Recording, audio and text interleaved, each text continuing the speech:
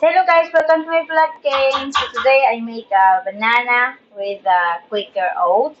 So I show you the ingredients. This is we have three bananas and 1 cup of Quaker oatmeal, and we have 1 egg and 1 cup of milk and 1 cup of white sugar. So you have to do is just mix together and mix. So this is the banana. You have to smash the banana first.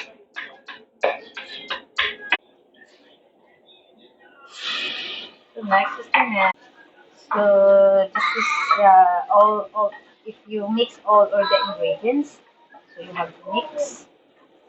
So next step is you have to prepare the baking tray. So this one, and you can put also a baking paper. So you have to put